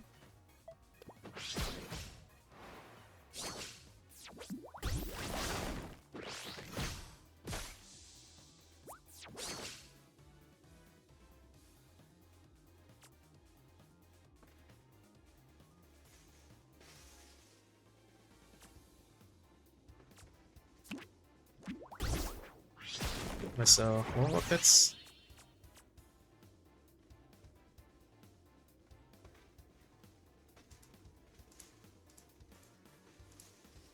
Yeah, so I believe that this only gets the Tinkertron merge, right? Yeah, right. I can see it from the stats. It only gets the +2/+2 and extra barrier from the Tinkertron, so the merges do not chain. But I think that's still pretty good. Like having an 8/8 in 2 turns. I'm pretty sure is helpful. And yeah, so I want to keep that Borg Beam, definitely. I want to keep it for turn 7, when the enemy can potentially play Captain Poe. Do I find another Borg Beam? Yes, I do. I want to add that to my hand as well. It does seem like I'm going in for the long haul, so...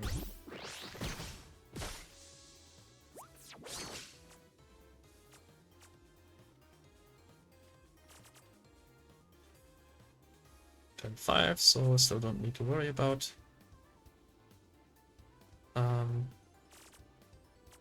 having to place down the Borg Beam, but I can play the Gearhard, add more Borg Beams and play Borg Beams from my deck. And that'll make the next couple of 2 turns easier. Yeah, I am glad about walking that Amorasaur. That would have been an overgrow. Ooh, and I finally get the Kaboomkin, so...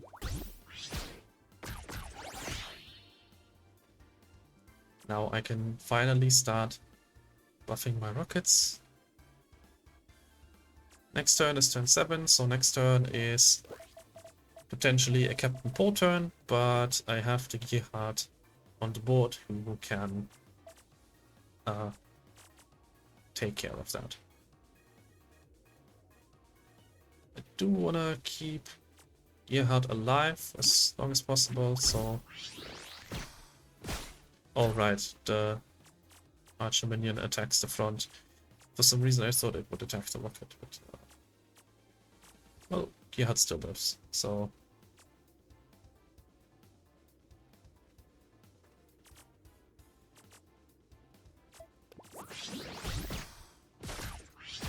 Gearhard will set the warp beam for me.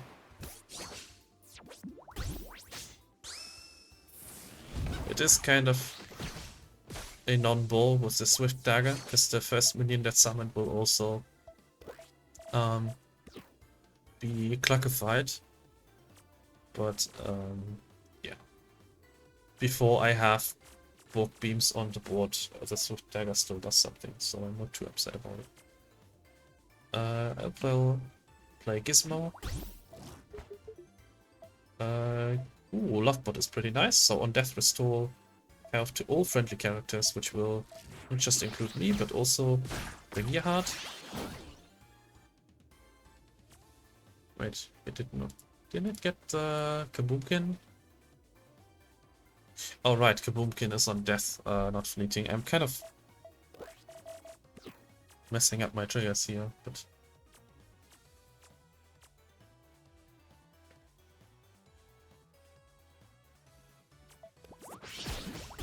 oh. At least I'm getting down one more warp beam. Nice. Get snapped.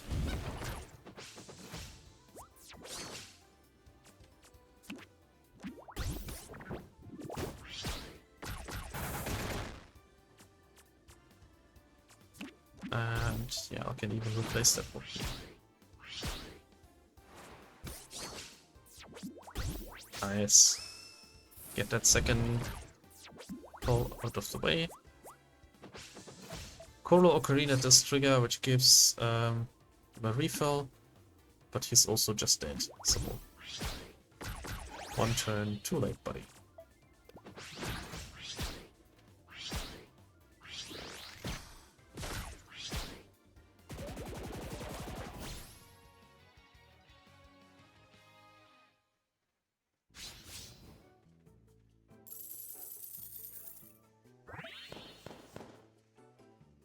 Alright, so I can either get double crossed with 6 damage and draw on turn 1. I could get Gizmo provisions on turn 1. Neither of these are interesting to me. What I want is more Kaboomkins. Do I want another rocket? Probably not. I'm generating enough rockets with the booster bots, and I have enough 1-drops with the Tinkertron. Foreman allows me to destroy golems to re-summon them in my hand. That could be alright. Like if I merge the Kaboomkin into a Gizmo or something else expensive with a lot of health, we're gonna have trouble getting that death trigger, and so Foreman can get me that death trigger as well as get me another copy of that minion, so I don't even lose the stats. So yeah, I'll pick up Foreman and Kaboomkin. I'll see one more trinket shop. Trample one time. No dice. Instead I get Thorns again. Or Hothead again. Guess I can pick up the +2 damage, +1 damage I mean. Thorns on... I honestly don't mind putting Hothead on Twin Turbo. If I make it die, I can merge it for extra rocket summons. And I do need to rely on those rocket summons now that I can't trample my way through. And I guess I'll put Thorns on the Foreman. Maybe get some good trades out of it. So I could either, on playing spells, deal damage to random enemy minions. That is also a pretty nice relic. If you find the Soul Spark, get Soul Spark, and Barrier every turn to get the Vital Edge twice per turn. So, question is, do I want to keep the Swift Dagger or do I want to get the rocket attachments? Which, whenever I summon Twin Turbo or Gizmo, I would summon rockets. I think I prefer the Swift Dagger. Swift Dagger just passively benefits me.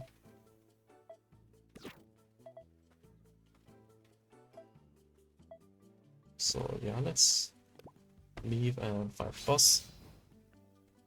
Am I scared? Just a little. Would have been a lot less scared without the trample. So reminder for next time. Humorous, adventurous, or aggressive. I did remember that aggressive and adventurous gave extra money for the trinket shop, but I forgot that it was actually the only way along with humorous to get the trinket shop, and there's no generic option for that. So I think I just want to look for my kabunkins. So I guess Raining Knives is okay to keep in hand for extra draw. 4 minutes kind of good to get extra kabunkins. It's a bit risky, but okay, that's perfect. So turn 1, could play a Tinkertron.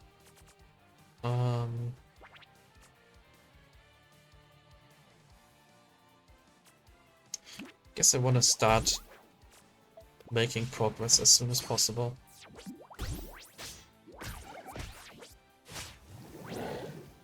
So Norfin. I'm just gonna kabukin that Norfin.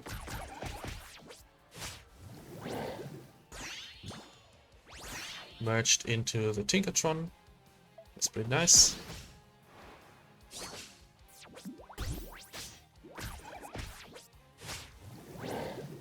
So next turn I can Tinkertron Foreman.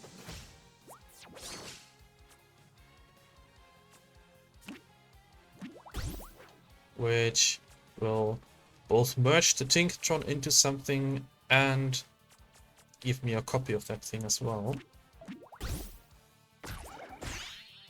Buff my rockets up to 4 power. Gearhard also good to have if I find one of my Borg beams. Which I do have a draw spell, so there's a chance that I find it. Not a big chance, I only have 1 Borg beam in the deck. I could redeem one from a bookworm bot. But yeah, those rockets are starting to get pretty strong now. This one unfortunately does not have the merge buff, so yeah, learning a lot about how merge works exactly. Kind of unfortunate that you can chain the merges. Maybe it would be too overpowered, but it probably would be, but only turn 4 actually, so still wanna at least get my Borg beam in hand. Make sure that Professor Gearhard can do some work.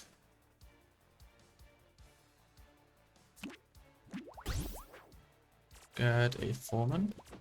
Not a Foreman, a Foreman Tinkertron. Next turn I can start Borg beaming the enemy.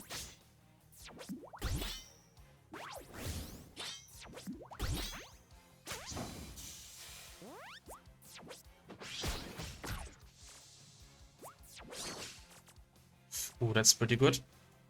Boost spot. Don't think there's a need to start Borg beaming yet. I'm happy to play a bolster into a rocket, although the bolster doesn't have a target to merge right now. So instead I could knife it to rocket instead, or I could start setting walk beam traps.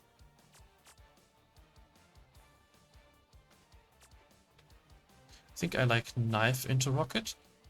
Get rid of all minions. See what I'm gonna draw. Drew one of my walk beams, so that makes Gearhard a little bit less useful. Hello. Ah, she does shuffle traps into the deck as well, so never mind. I'll get those back.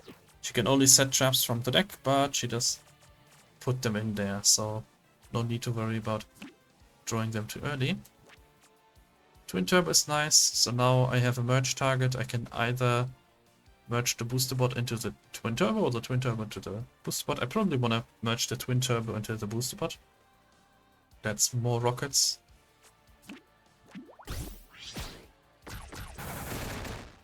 Yeah. Rocket barrage incoming.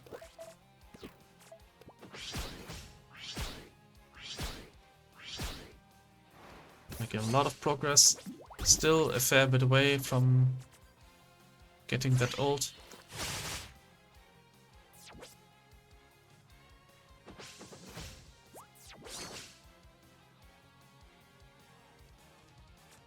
Lobmasu is a 7-drop, I believe.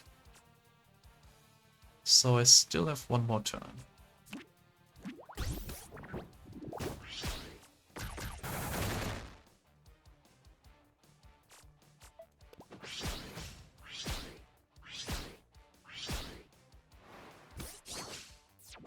Oh, it is a 6-drop. It has a... Oh, it has -1 and +1 mana. Actually. Okay, well, 6-drop. Although at this point it doesn't matter that Lobmasu is on the field. I just have lethal on the board.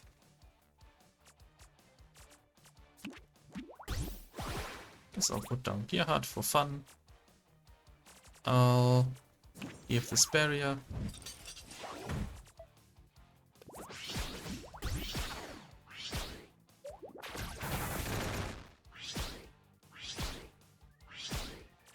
And yeah, kill it. So,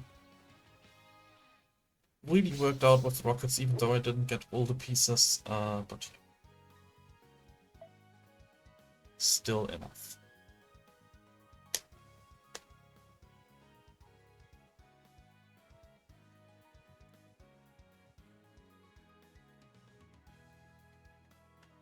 Alright, so